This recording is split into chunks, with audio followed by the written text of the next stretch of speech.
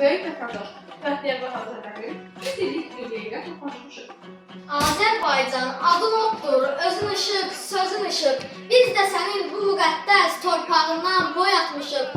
Sənsən bizim bu dünyada məskənimiz, amalımız. Yolumuza ışıq saçsın, ulduzumuz, planımız. Nəfəsimiz, Ulu Qorqud dədəmizin öz nəfəsi.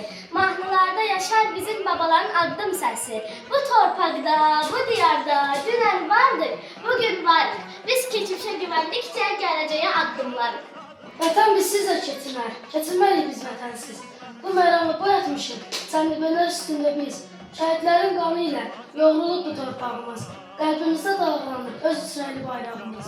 Qardaşlıqdır şüarımız, biz həmişə əl tutanıq. Düşmən bizə əl uzatsa, düşmənliyi unudarıq. Könlümüzdə bir vahiddir, güneyimiz, güzeyimiz. Vətən bizim namusumuz, biz vətənik, vətən də biz. Araz, ay Araz, sənin sularında mənim uşaqlığım axı. Bir vaxtlar bu sahildən o sahilə üzərək gedərdik qardaşımla. İndi nə sular keçməyə icazə verir, nə göy üzü baxmağa. Qardaşım, səni uzaqdan görürəm, amma yaxınlaşa bilmirəm. Aramızda nə qədər az torpaq var, amma nə qədər ayrı.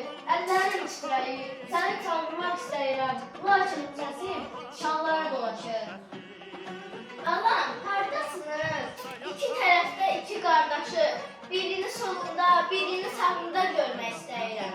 Araz, apar salamını o tayada ki, ana hələ də gözləyir. Bəxtiyar Vahabzadənin əsərləri doğru ilə yanlışı, dostla düşməni bizə düzgün göstərir. Bəxtiyar Vahabzadə ana dilimizə həmişə oda tutulmuşdur. Mən də onun kimi ana dilimizə həmişə qoyacağam. Onun şeirlərində vətən sevgisi var. Mən də yazıqdır. Onun kimi vətən sevgimi istəyirəm. Bəxtiyar Vahabzadə mənim üçün haqqın ədalətinin səsi deməkdir. Lakin Bəxtiyar Vahabzadə ana dilinin yerində cavabı gəlmir.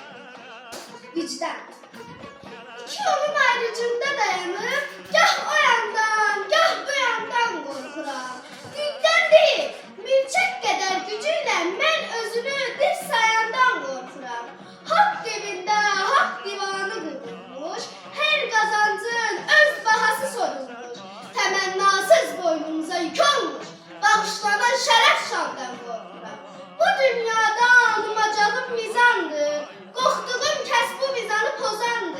Tox gədanın qudurması yamandır, acandan yox, mən doyandan qorxuram. Uyruqsa nəfs adlanan elçiyə, tüfürürük vicdan kəsən ölçüyə. Odur verən düz qiyməti hər şeyə, vicdan